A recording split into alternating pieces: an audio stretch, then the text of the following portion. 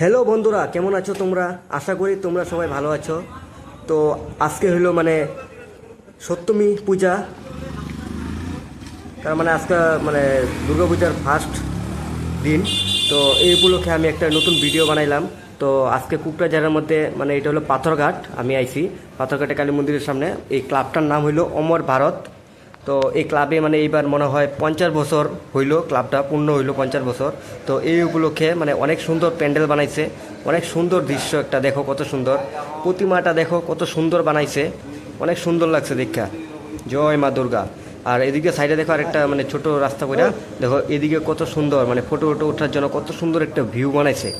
দেখো জায়গাটা অসাধারণ অসাধারণ।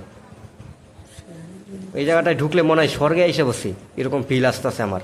অনেক সুন্দর জায়গাটা। ক্যামেরার মাধ্যমে আমি যতটুকু উঠাইছি তোমরা হয়তো দেখতে অনুভব করতে পারতেছ। কিন্তু যারা যারা পাথরঘাট আইবা, এই ক্লাবটার মধ্যে ঢুকবা, অনেক সুন্দর। কারণ ক্যামেরার মাধ্যমে দেখে যেটা মজাটা না, এর থেকে নিজের চোখে দেখবা এটারও মজাটা অন্যরকম। কারণ ক্যামেরার মাধ্যমে অল্প টুক দেখতে পারবা। তো এই পর্যন্তই আজকের ভিডিও।